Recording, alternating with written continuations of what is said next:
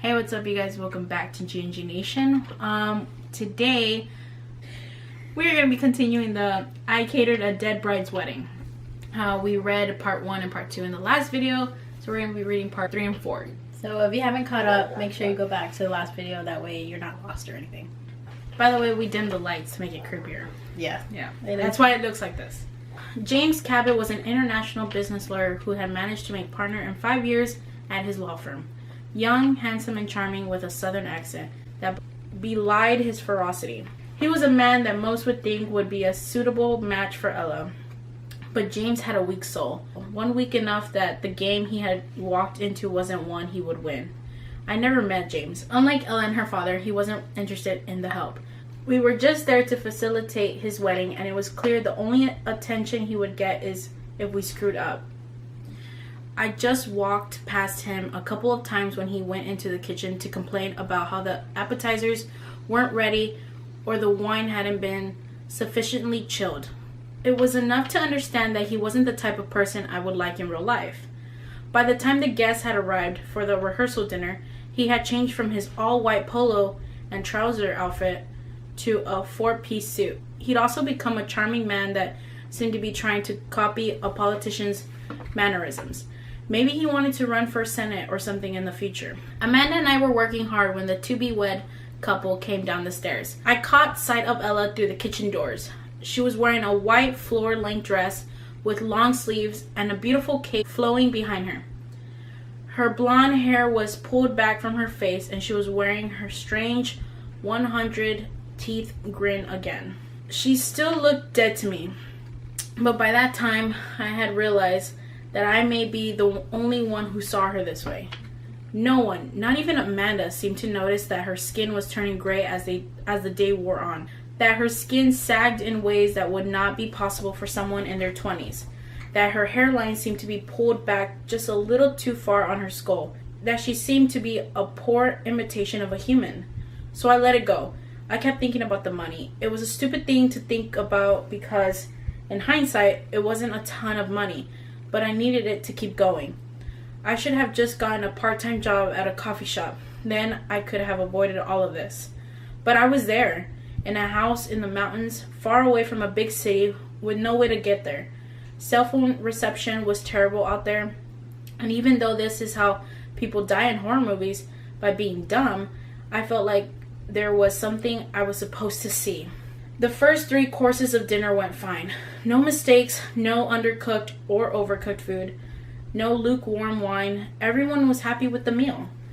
The dessert course was when things went south. I was checking the table after the first dessert had been served to make sure everyone had what they needed. The first round of the table, everyone was fine. The second round of the table, I noticed that James seemed to be having trouble speaking. I didn't finish my third round of the table because halfway through, James Cabot collapsed on the floor and began convulsing. Everyone was screaming and scrambling to help. With one of James's best friends trying to perform CPR, everyone was frantic, except for Ella. From the position at the center of the dining table, I could see Ella, perfectly still at the table, staring at her father. Something passed between him, and Robert turned white. He tried to shake it off, but whatever it was, it spooked him. Robert went up the stairs and vanished. It wasn't until James came to that Ella began freaking out. She rushed to his side and, like in a movie, threw her arms around him and began sobbing. We were all watching this, and I could see that she wanted the stage. The two went upstairs, apologizing to their guests, and told everyone the wedding would continue as planned the next afternoon. Dinner wrapped up quickly after that. The rest of the dessert courses were canceled, and everyone left to relax before the wedding that was taking place the next day. Amanda and I, of course, didn't get to relax. We had to clear the table, clean the kitchen, and do extra prep for the next day. The family was hosting a bridal party breakfast, and we needed to ensure that everything was ready. Dinner began at 7 p.m., but Amanda and I didn't leave the kitchen until about 1 a.m. We stumbled our way into our room. Amanda fell asleep right away. I stayed awake. I was turning over in my mind what happened at dinner.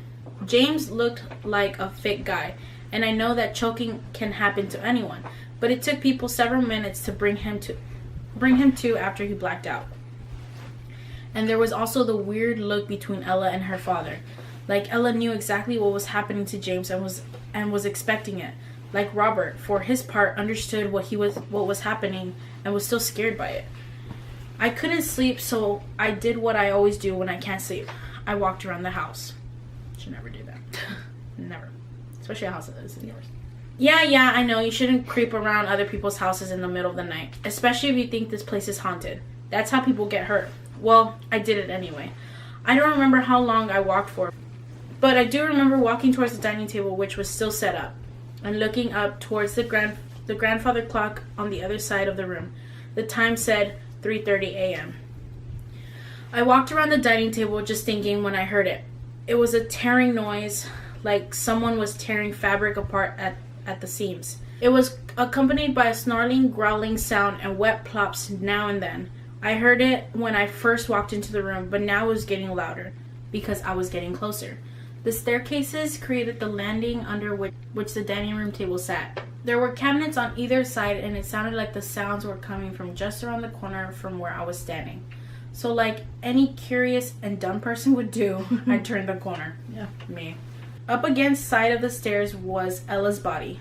Limp and listless and lifeless. She looked like a costume from a superhero movie. Except the smell of rotting flesh reminded you that this used to be a person. I was lost in this thought when the growl pulled me out of it. A long, unfurling, low growl that wound up and struck me in the face. It was coming from the mist forming above Ella's body, which seemed to be shrinking. The more her body shrunk and decayed, the more form the mist took. It was like watching a car wreck. My eyes stayed on this mist as it formed into a feminine, 8-limbed bipedal shadow that was over 6 feet tall. The snaps and plops continued as the mist began to harden into an apparition.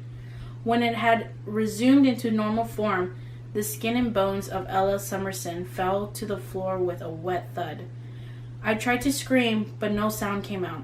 All I did hear was a laugh that crinkled and cracked as the form wheezed out its delight.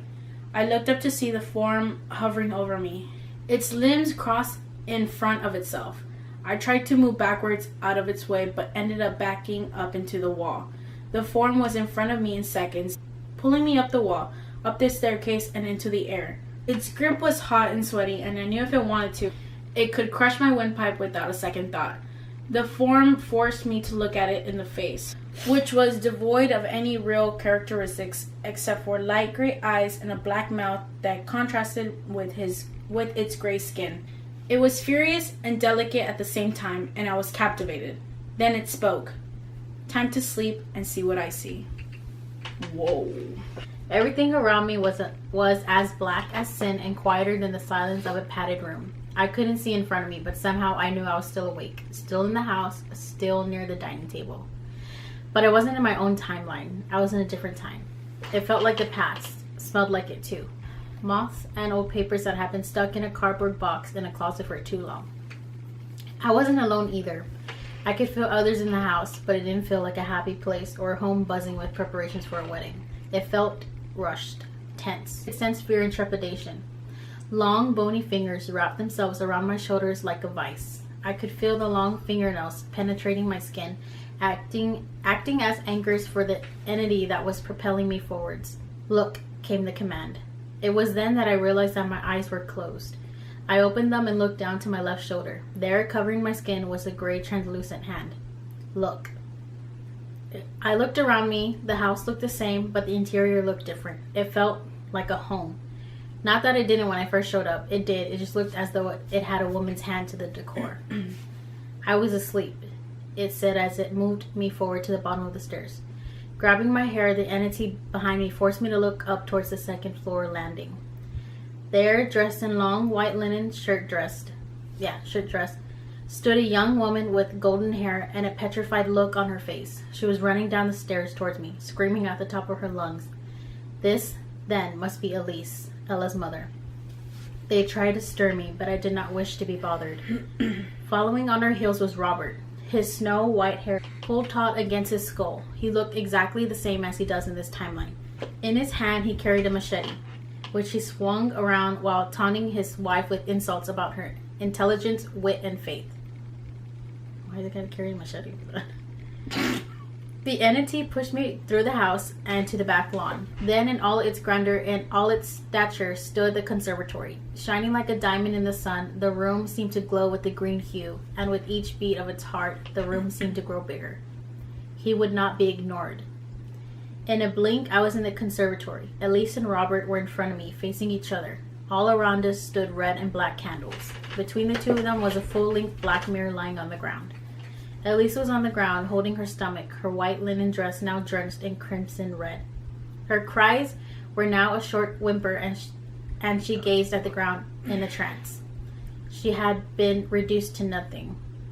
Robert stood in front of her, swirling the machete over her, flecks of blood creating a Pollock effect on Elise's face. He was muttering something under his breath. Then Robert stepped forward and knocked on the large mirror. He came to the door with a gift and knocked 3 times. Robert stood back, and I knew what was coming. I tried to move forward to help Elise, knowing full well this was a memory, but the gray hands on my shoulders rooted me to the spot. I could do nothing. The gift was not yet ready, so I knocked back only once. Robert signed and then looked at his wife. He could tell just as well as I could that she had already resigned herself to what was about to happen. Elise looked up at her husband, her lover, her murderer. "Do it," she said in a hollow voice, "but you will never be free." Whoa. Robert said nothing, but it looked as if he was thinking over his options. At the moment, I saw none. He had committed himself to his wife's death, but still he seemed to be rethinking his actions. I waited to see if he was as weak as I had anticipated. A second went by, and then Robert swung the machete down over his wife's body. Whoa.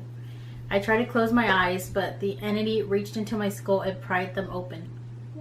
I watched as Elise Summerson died, staring straight at her husband, her mouth muttering one last curse. I didn't catch the words, but I understood. I understood even as Robert moved his wife's mangled body onto the mirror. I understood as Robert pricked his own finger and wrote the ritual on the outer edges of the mirror, completing the circle. I understood as he put the large piece of muslin over her body, letting the cloth soak up the blood that could not find a home in the threads of the linen she wore. He was, and I will take his entire family as payment for his ignorance. The next moment showed me how Robert had set fire to his own conservatory, sealing the ritual by providing the entity with part of his land. He watched the fire burn from the kitchen, from the very window that, in my timeline, was warped by the memory. He watched until he was sure that the remnants of the ritual had been reduced to ash. Then he called for Ella. She was stronger than her father, stronger than the generations I had been fed before. Woo. Ella walked into the kitchen, all of 8 years old, holding a teddy bear. Robert beckoned her to the window and picked her up to see the conservatory was gone. When Ella asked where her mother was, Robert responded that she had taken Ella's place as the family's sacrifice. Now she would never have to worry about being taken by the monster that had been invading her dreams, beckoning her to prick her finger and walk through a mirror to join him. Liar. Ella began to cry, but Robert shushed her, telling her that everything would be all right. She would grow up to live a fairly normal life. She would grow up to have her own family, and she would never have to worry about that monster again. The same lie he told for decades. Ella nodded, and then Robert herded her outdoors. We followed. Since he figured out how to read the book, he's been draining me, it crowed. He feeds me only when he can feel himself slipping back to mortality. I watched as Robert had Ella pick up pieces of the mirror and her mother's necklace, which she pulled from her mother's charred body. She showed absolutely no emotion. It always worked out for him. Then she was born. Ella put the remnants into a black lacquer box. Robert locked it with a key which he had put into his pocket. Then he took his daughter's hand and walked with her back into the house. Decades of sharing memories and blood. The fool. We were back in the house in Ella's room. She was older now, in her teens. She was standing in front of a large black mirror, swaying to a beat that only she could hear. She is more my blood than his. The entity pushed me right behind Ella. He didn't know until it was too late what he had birthed into the world. She was his ultimate child, his ultimate sacrifice, his reckoning. Ella whipped around to look at me, her eyes milky white. In her hand was a knife that was thrust into my gut. The pain seared through me, and I would have collapsed if it were not for the entity holding me up. You cannot save him. You will not save him. This is not your fight. Leave or we will take you too. Alright, you guys. So that was part 3 and part 4. It is getting so good. It is already so good. What do you guys think? What do you think is going to happen next? Make sure to sound off in the comments. And if you like this video, make sure to give it a big thumbs up. That helps us a lot. If you aren't already, make sure to subscribe to our channel. Turn on your post notifications so that you can get notified when the finale comes out. Yes. And you're not going to want to miss it. We want to find out. You don't want to miss it. We hope you guys enjoyed this video, and we will see you on the next one. Bye, guys.